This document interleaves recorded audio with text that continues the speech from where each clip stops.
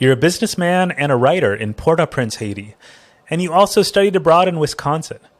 You look for ways to design delightful experiences for people, whether at your co-working space that you run or in your very own home. This is one of my favorite conversations I've ever had. Let's get into it.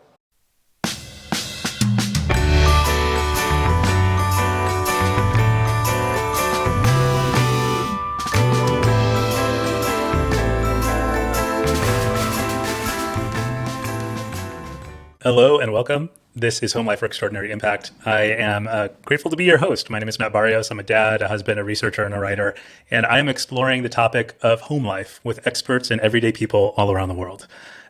This is kind of the core of my research, is wondering what people's homes what people's homes are like in different places around the world, and also asking the question, what helps people really thrive in those homes? So everything from interior design and architecture to personal growth and food and how you keep your schedule. Really, we look into all angles of it. So that's what we're up to here. And today I get to have a very special guest. He's a connection that I made over Twitter, just one of those people who we hit it off and connected, Pierre Stanley Baptiste, and he is calling from Haiti. So Pierre, I'm excited to chat with you as a Haitian entrepreneur and businessman. Would you tell us a little bit more about yourself? Yes, I was born and raised in Haiti. I was lucky to go to the States to do a 2-year degree in business administration. Then I went back to my home country. I co-founded a co-working space called Impact Hub Port-au-Prince, which is part of a larger network of global hubs around the world. I co-host different events and I write a lot. I've written around 2 books in Haitian Creole, 1 in French, and my latest book is in English called The Underdog Revolution. And I like to define myself as someone who is really trying to explore his full potential and also helping others to do the same. Everything that I do, everything that I try to create, they all have one key vision: enabling myself to be the best version of myself and also enabling others to do the same. That's really who I am at the core. I love a good wine. I love life, and so that's really part of who I am. I love it. And what an incredible vision and mission to operate according to, helping people be their greatest selves and enabling yourself to do that as well. I'm excited to get more into that. But one of the first questions I like to always ask my guests also is, what are the different places that you have called home over the course of your life? What are those spaces like or locations like? When I saw this question and the form, it kind of got to me emotionally, because it made me realize all those different places that I've been, that I left or that captured part of me. It's like, I think there are places that I've been, I'm going to say them, but that still retain part of me. And every time I go to those places, I go to a part of me that I call home. So Wausau, Wisconsin is one of those places. So I went to study in the States in Wausau, Wisconsin. Imagine coming from Haiti, it's really warm here, warm weather, and then you go to the cold of Wisconsin, minus. It's a shock. But I never thought this will become home, because my host family, my host mother per se, is a sweet person, sweet lady, and she taught me how to love, how to see past my prejudices, how to see past my biases. That was really lovely, because when you're from another country, and let's say I'm black and then I'm in Wisconsin, it's really predominantly white. I rarely see other black people, and feeling home in this space is really a blessing. That's one space. My grandma's house in her village, I call that home. That's where I proposed to my wife. That is my wife right now. So I went there. We go up to the mountains, and Kenskoff it's one of the coolest cities in Haiti in terms of like temperature, because it's really warm everywhere in Haiti. But in Kenskoff, it feels great. It feels different. There's a lot of pine cones, so it's really a nice place. Every time I go there, when I come back, I'm always refreshed. And everything that I'm gonna do in my life, every new chapter, transition, I always go there before I do whatever I want to do. So that's where I proposed to my wife. That's where I went before I went to Wisconsin. That's every big moment of my life. I always go back there because it's like, I don't know, it's like there's a connection there. There's something there. And also where I live, my home is a place that I call home. My office as well. I've slept in my office many times, multiple times, due to gang violence, because I want to work. It's been, these are the 4 places that I really call home. They are home for me. Wow. Gosh, thank you so much for the flyover of those many different places, including that incredible insight that I think you offered all of us, which is thinking about what are the places where you have left a part of yourself. Yes. As if like you would, and I think it's true, all of us have the potential to leave an impact in places, and perhaps there in that is a way to create home in that place. So I'll be thinking about that for a long time here. Thank you so much for that. And now about your current home, you sort of mentioned this a little bit, how sometimes your office is your home. And also, that you've also got a place where you lay your head, a bed and all that, right? A place where you live. Would you tell us a little bit about that home? So I live in an apartment building, so it's not my home per se, so we rent, me and my wife. So it's like a studio, but it's really nice. That's what I call home. Usually when I go home, it mostly there's a parking behind the house, behind the building. So I drove behind the house to park, and there are always like 3 or 4 kids that come to me to greet me, to open the gate, and they're always happy to see me. Sometimes, most of the times, I give them something or I bring them something. So it's always fun. It's always fun when I get there. I also cover my car because of winds and making sure that it stays clean. So they are always there to help me do that as well. Then I walk back to the front of the house, and I take a few stairs, a flight of stairs. I open a big gate with this really heavy door. Then I walk to the hallway. Then I get to my own apartment. When I get there, I have the kitchen on my left side. On my right, I have the dining table and 2 beautiful couches that I bought. These are maybe some of my favorite items in the house. So I like to stay on the couch sometime just to relax. It feels really good. And also on the left, I have my desk where I work. I have a nice little setup for me to work from when I'm at home. We have a bedroom that we share, and my wife we have like 2. The bedroom is a mix of, I would say, of modern and the goal was to be modern and also like vintage in some sense. There are things that are old, there are things that are new too. For example, we have 2 beautiful like industrial lamps. They are really nice lamps. We have 2 bedside tables that are like white, but our headbed is mostly in kind of, how to say which color it is. It's like it's a cream in some sense. And we have a few flowers there as well. We have a really long mirror that we like to use in the morning when we are going to work.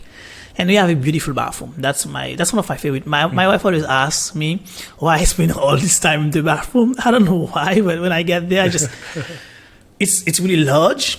I've been to many places, and it's really large and it's nice. It's really the ceramic are really, maybe the ceramic are just inviting in some sense, like relax. So we have a beautiful plant and there too. When I get there, it feels really good. So that's really home for me. Yeah. It's not a lot of space, but that's how we organize it. I like to keep things tidy. I am compared to my wife. I am the one who's always, let's put this here, let's label this, let's fix this, let's arrange this that way. So that's really home. That's really what home is for me.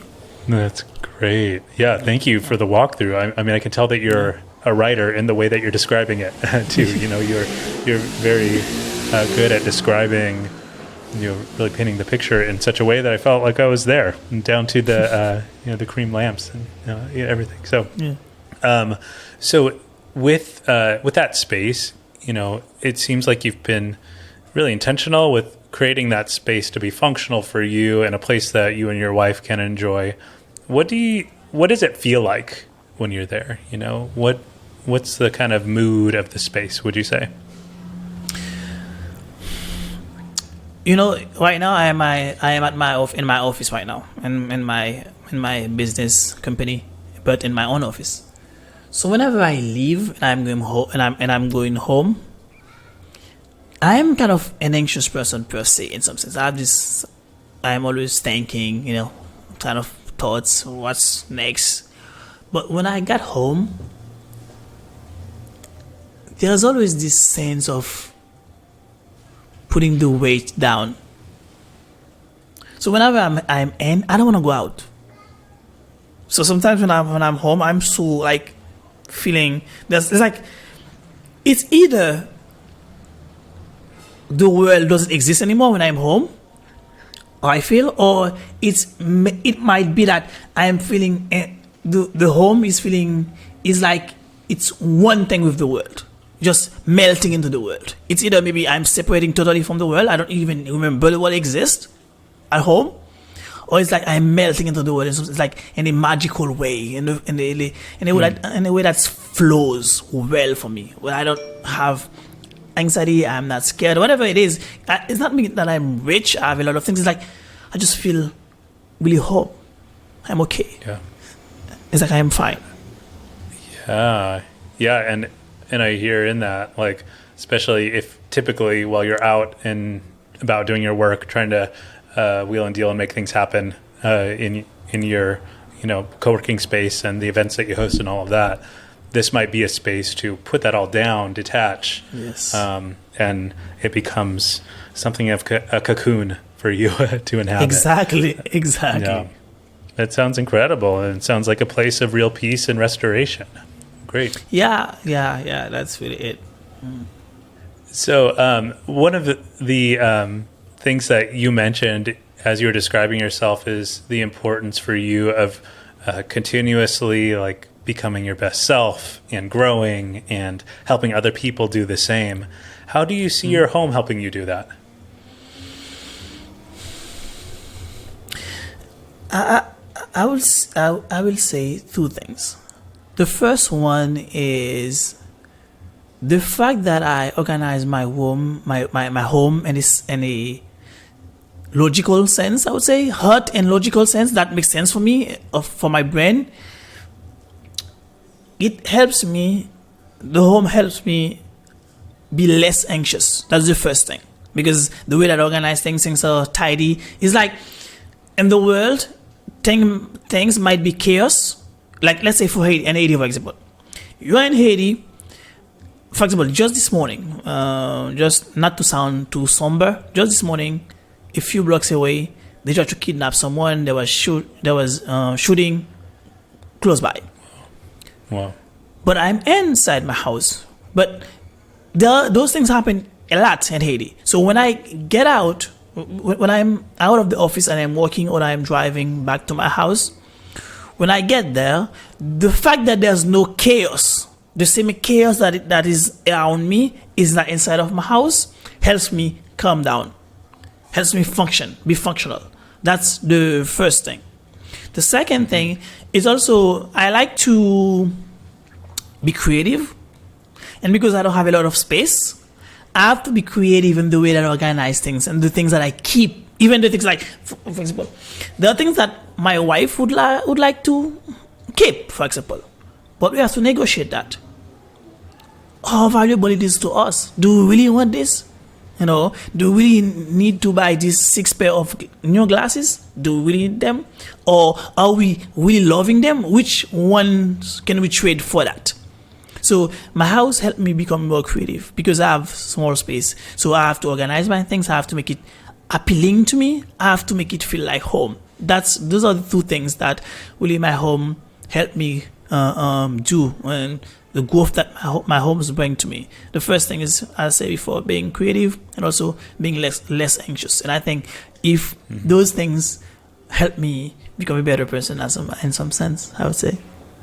Yeah, that makes a lot of sense. And that is picking up a thread I wanted to follow up on, because when you were describing, when you stay at your office and have spent the night there due to gang violence and stuff, that is a unique experience that I personally don't experience here in San Francisco, right? And as you're describing this, gunshots and abductions of people and stuff, like, though there is that sort of thing that does happen here in SF, for the most part, that's like an anomaly. It's very, very unexpected and abnormal and everything.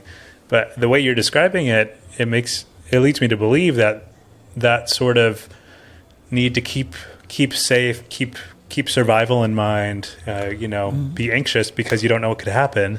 That is a little bit more a part of your life. Is that true? Exactly. You have to be on your guard. I think there are two sides of that thing. If you let the outside world take too much of your mental bandwidth, it consumes you. So you become darker in your heart. You are less creative. You're more frustrated. At the same time, if you don't pay attention to it, it can get to you anytime. You don't really know if you're safe. It's not like you're gonna be 100% safe, but it gives you a sense of control. As human, we like to know that we have control.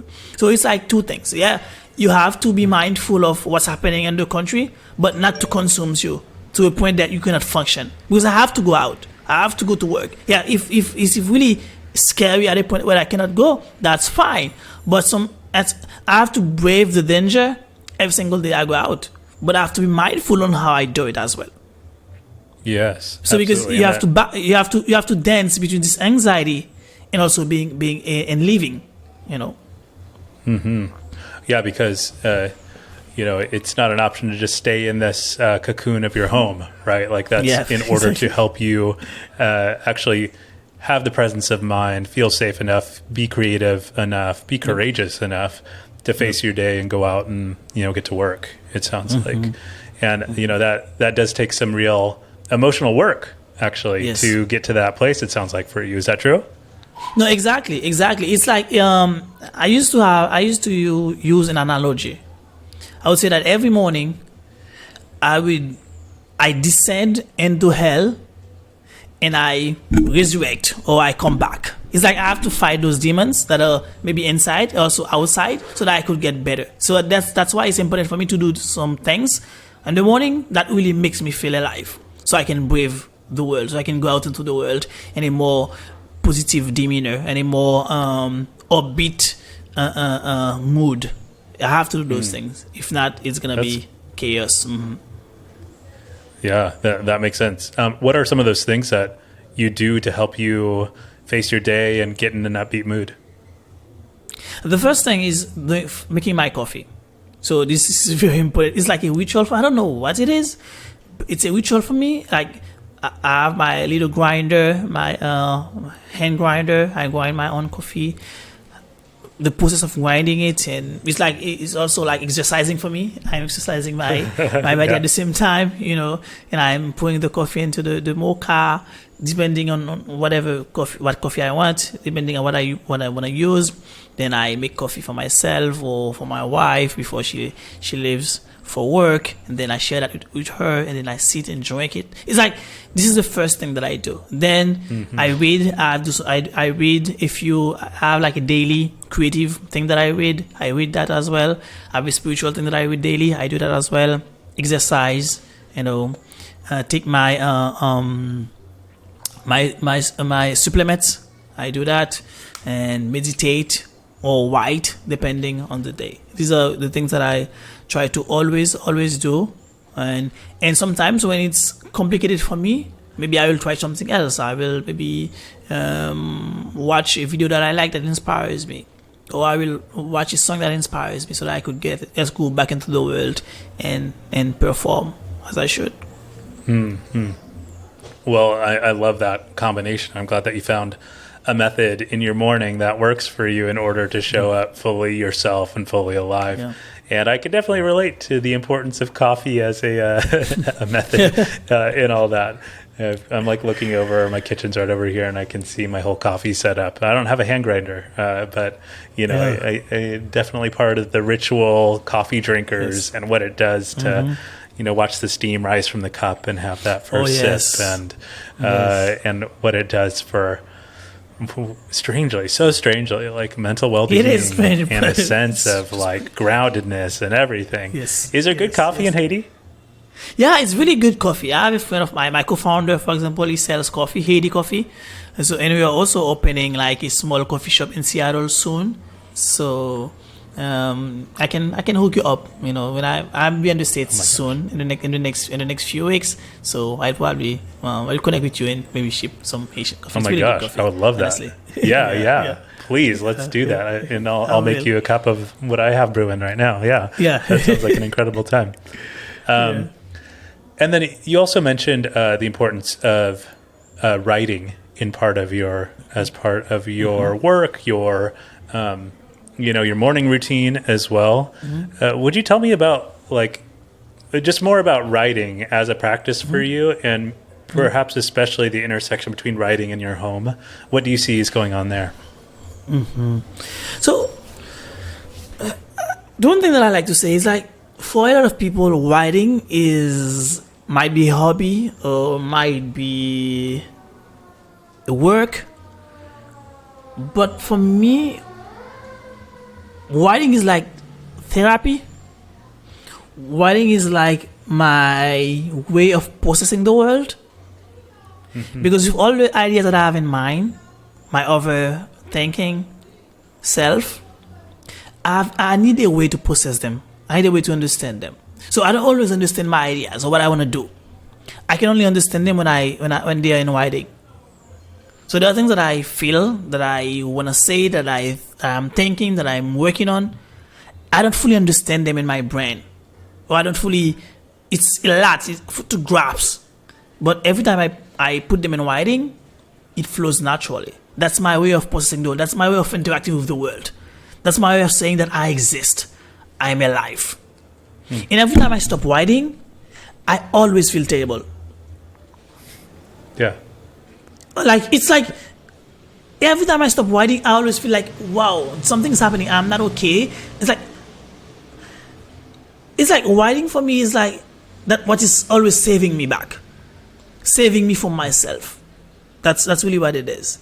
And I'll say, in my home, I'll say, being in the space, and that space, and the way that I organize it, and seeing those paintings that have been gifted to me, and those things that I really like, they really kind of pushes me or inspires me to write. And also sometimes I just go because I have a rooftop. We have a rooftop, so I have to go like everybody in the apartment. So I usually go in the morning, really early, as the sun rises, and I sit down and I write, and then I feel alive. And I don't just write for the purpose of publishing. Sometimes I just write. I have my own it's right there. I have my own journal, so I just journal. I just whatever it's popping in my mind. I don't judge myself. Sometimes when I'm writing, I am multilingual, so I might start writing in French, then I switch in English, then I switch in Creole, or put a little Spanish of it. Like I don't let. It's like it's really my it's like my way of really letting myself out, in every sense of the way, and I don't hide in my writing, like maybe for public, but in my journal I don't hide. Everything that pop-ups, I let it out. It's like it's.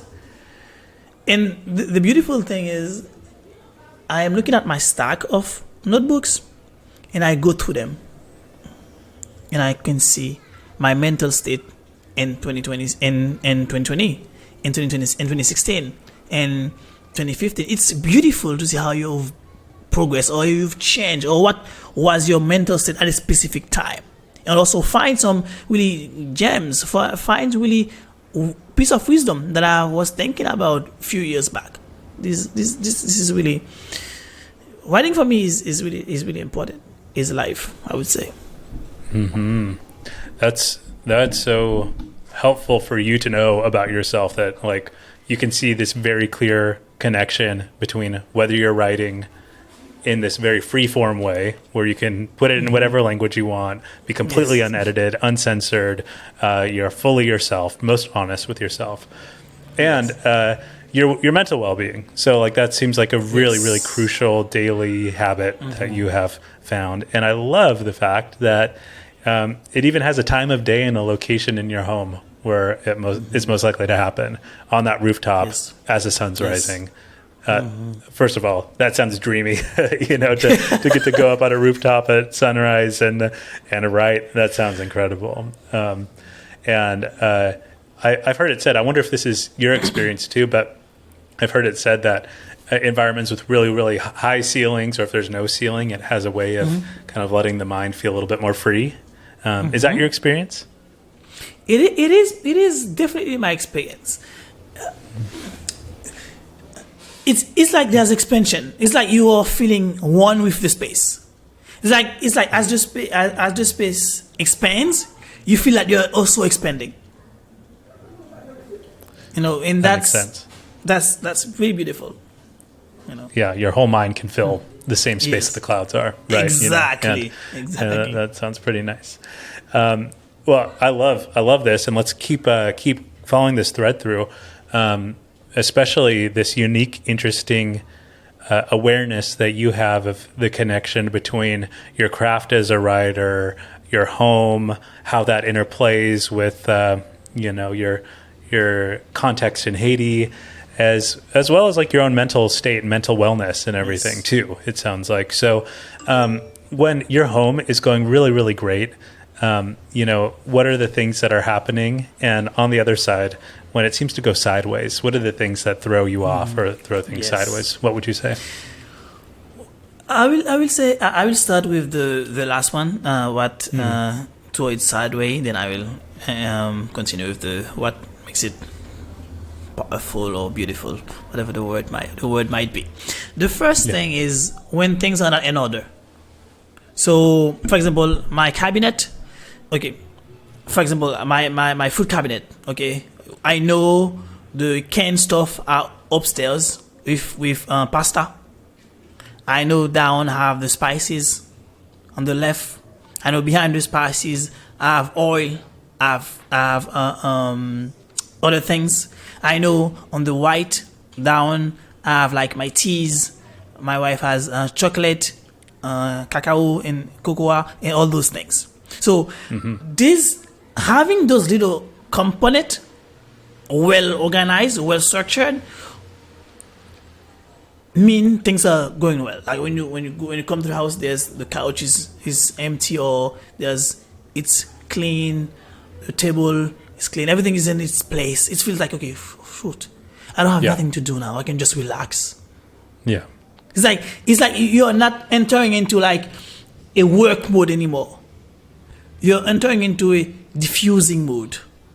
It's like it was a bomb, but you're diffusing yourself. That's really one thing. That's really one thing that bothers me. Like when things are not in order, things are everywhere. Like you're feeling stressed. You don't know what to touch first, how to organize this, how to put this away. Yeah. It's really complicated for me. That's really one thing. The other thing is when it's really. I want to jump in there real quick, which is maybe another way to think of it is like your life doesn't feel like a project when you get home, right? Like you come home to more work to do. Right. And that just sounds like a really important and helpful thing to experience when you get home. Like you're not working, actually. You cease from it.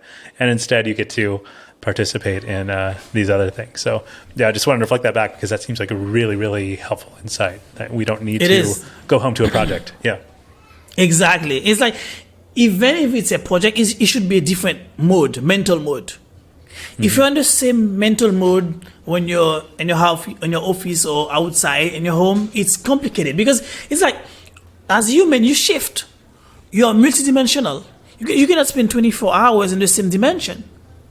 So those places that you are going to should be able to shift you into a different dimension, different work mode, different thinking mode. That's really important to me. So I really like that because I know it shift. I'm certain, and I've created a space that allow that shift to happen. The same thing, like the office, that co-working space.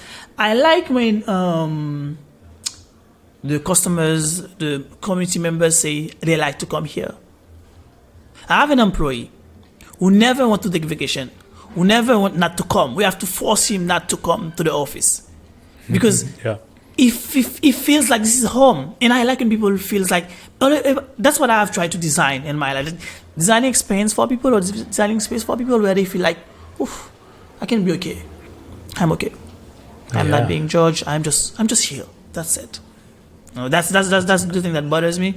But the thing that I really love is when we are playing games. So we have like Wednesday night game where we are playing game. It's funny. It's like it's play. It's childlike. My wife is really someone who is a beautiful spirit. She likes to joke around, and we are playing, and we are inventing games. It's really a fun night. And also when I'm cooking, I like cooking, and I like to lay the ingredients on the counter one by one, knowing what I'm gonna use. My wife is different, but that's how I like it. Clean everything, and everything is in front of me.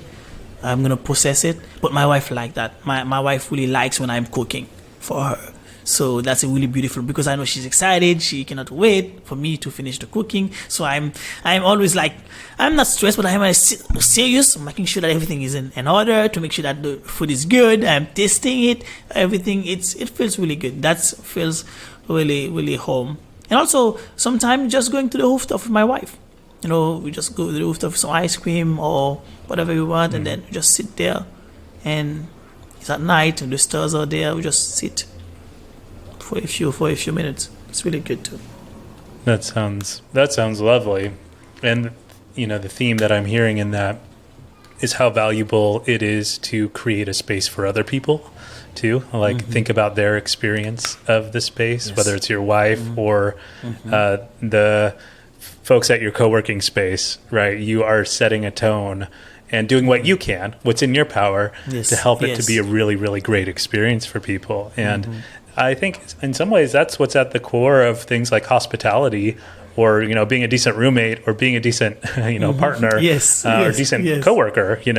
I want to hear more about, because I know you described your co-working spaces in your office as almost like another home for you, and you said also that you want people to feel at home when they come to co-work there. What does that mean for you as a person who runs a co-working space, for people to feel at work while they're feel at home while they're working?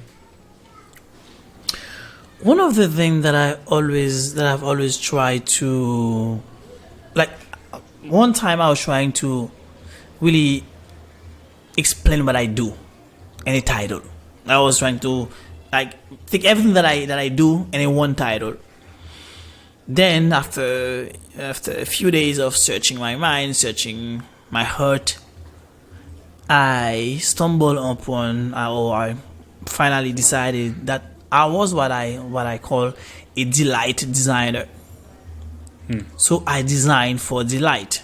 What I try to do is not big, is not huge, but I try to always think about the experience of the people that are coming to my events, that are coming to my space, that are coming to my home, or that are participating in everything that I do. I always try to do that.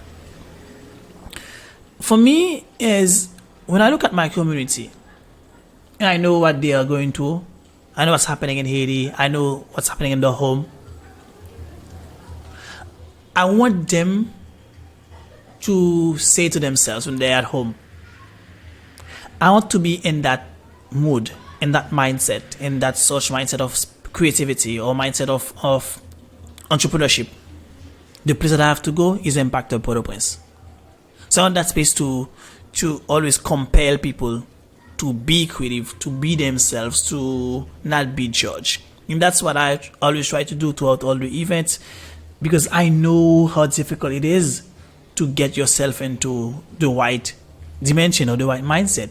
So I'm trying to do everything that I can to create that space, that environment for my coworkers. I like when people say that, for my coworkers, for my event participant to feel that way. And I like after my space, people say, wow, that was the best event of my life for the year. That feels good. Yeah. No, I like that. And I'm always trying to get that at the end of an event, at the end of something that I do. For example, recently we did like a session, a business case study, you know. But usually in Haiti or maybe in business and in the business world, people always like do session training. But it was so beautiful. Someone said, I was listening to them saying, wow, why I didn't know this space before. This has really changed my life in a short period of time, just for 2 hours together. So I really try to do that. Like when I'm designing an event, I ask my employees, what do you want people to live with? And we even simulate that. What are we gonna say? Are we gonna smile? We do the simulation to make sure that it feels good. Is that okay? We practice how we say hello. We practice how we welcome. We practice everything in the event to make sure that we are giving that experience to the people. That's really important to me, honestly. I love that. That's beautiful, and a very, very intentional approach to creating a delightful experience for folks. And gosh, that title, delight design, or that process, delight designer. That's a really interesting one. I want you to put your delight designer hat on for a sec, and play with this idea with me. What does it look like for people to design their homes for delight? What comes to mind for you?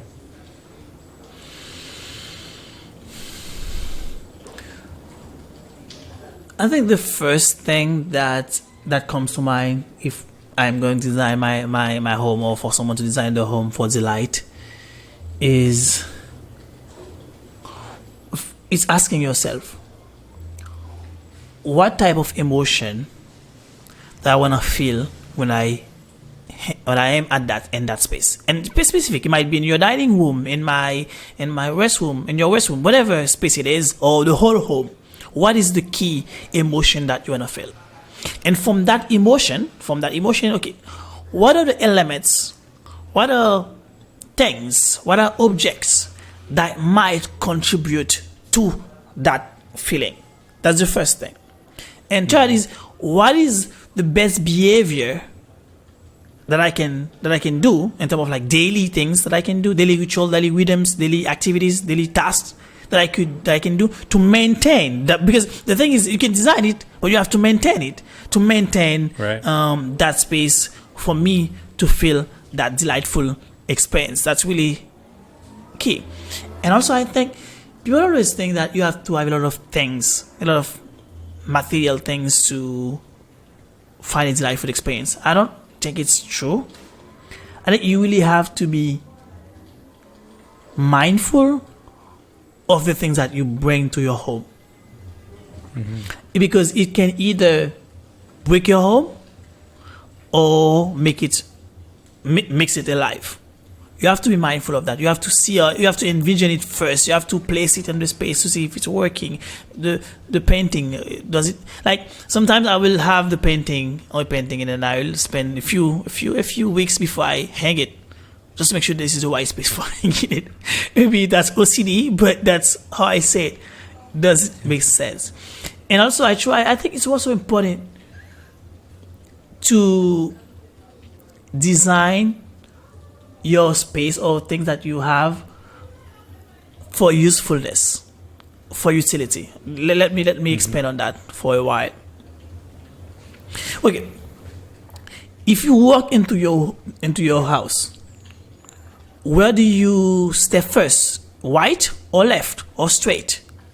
So where do you leave your keys? These are important questions that you have to ask yourself. So you have to go into your own habits and organize things in a way that enable you to become your best self. It's that you have to design the space in a way that save you from your own self. So if it's at night, it's dark, I don't know anything, and I want a tea, I want sugar, I want salt, I can just walk to that space. I know where it is exactly. And then if like I know where my wallet is, I know where my key is. They are always in the same place. Just yesterday, I came home, and then I throw my keys onto the bed. And immediately I caught myself and I took it. My wife said if it was me, I was going to leave it here. But she caught me. she saw that automatically I did it. My mind said, no, that's not the place. I have to put it in this place. So I think it's really important to think about this. Is it this pot that you need? Is it going to be really useful? When? How? You have to think about all the process of using it in your home. How it's gonna play out into the decor or into your life. Into bringing joy to. Mm-hmm.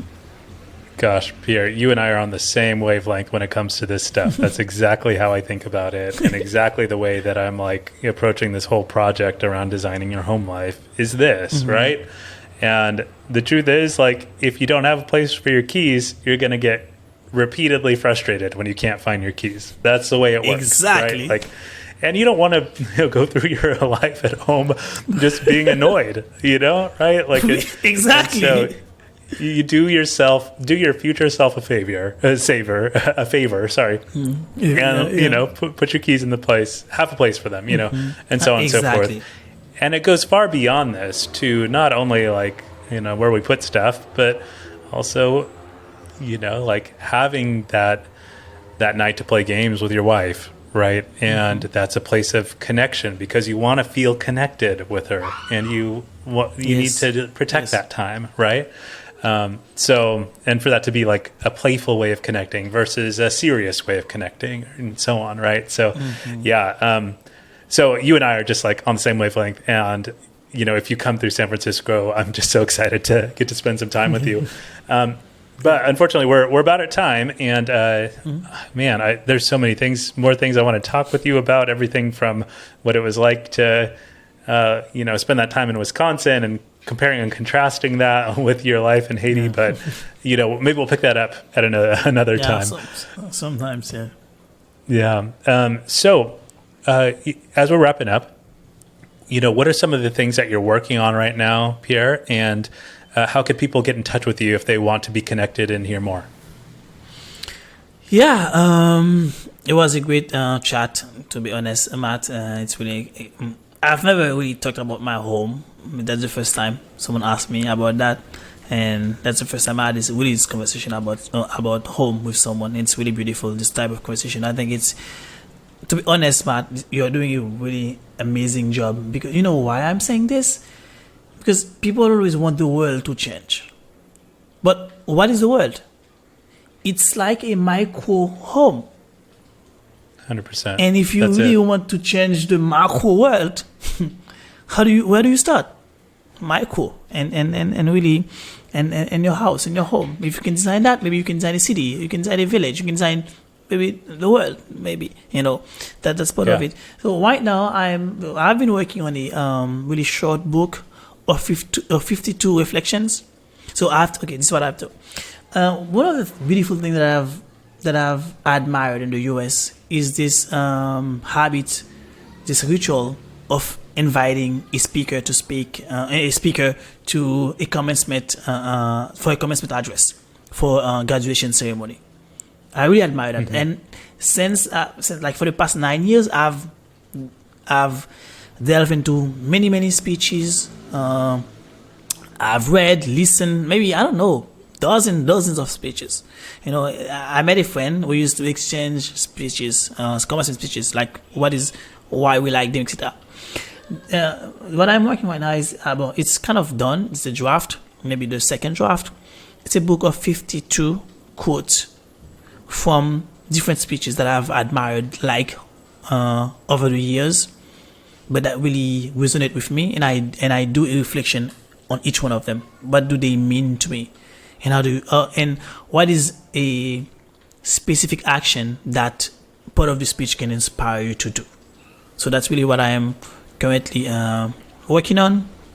That's one thing. And also I started my YouTube channel last December. So I'm also working on new videos, maybe more documentary style, mostly for Haitian audience. That's really the key things. And I'm gonna be in the States in April. I'm gonna be doing maybe some speeches, giving some speeches, maybe do some book signing in Seattle and Wisconsin and so on. That's really the extent of it for now. That's really what I'm currently working. Oh, I'm also working. I forget to say that I'm also working on a program, digital literacy program, that we want to introduce digital literacy to 1,000 people before the year ends. So we are building a new lab with computers to introduce different tools, because it's really complicated in Haiti in the digital world. So we want to introduce people to more digital tools. And how do they do a resume on Google Drive? You will be surprised. What are some basic things people don't know, but they don't know because they have not been introduced to it. That's one thing that I'm working on. That I finalized the project. So we have the laptop coming. As I was speaking with you, I just received an email notification that the laptops are already in Haiti and the shipping company. So that's really a good thing. So I'm really excited about that. That's really exciting. Yeah. Awesome. That sounds like a ton of great stuff you're up to, Pierre, and I'm excited to read a draft for that book or something. Yeah. Well, you also provided me with some of your like social handles and that kind of thing. So I'll put links to these things in a blog page. So if you're interested in getting in touch with Pierre further, then just follow that link in the show notes, and you'll be able to find out where he is and stuff. So yes, I will be back on Twitter soon, and I am also on Instagram too. Those are my two favorite platforms. Perfect, great. Yep. All right. Well, thank you again, Pierre, for participating in this interview with me to really explore home life around the world, so that I can help people create a home life that they can really thrive in. And I loved hearing about the way that you've been so intentional about that for yourself. As we're wrapping up, some final announcements. This is part of my massive project, Exploring Home Life. This is the Home Life for Extraordinary Impact podcast. I also have the Home Life Design Lab newsletter, which is where I take some of these interviews and really, I'm a researcher at heart. So what I love to do is I take this sort of what in the biz we call qualitative data, hearing from people's experience, and then splicing it and dicing it, finding some of the most interesting and juiciest insights that can help you make decisions about, bring some inspiration to you about your home and different ways that you can make it a place for personal growth or deep connection, and set you up for your greatest impact. So you can find that at homelifedesignlab.com. Sign up. You also have an option to become a premium subscriber there, or on for this podcast as a premium subscriber to get extra content. Hope you've enjoyed this conversation with Pierre and me, and we will see you next time. Take care.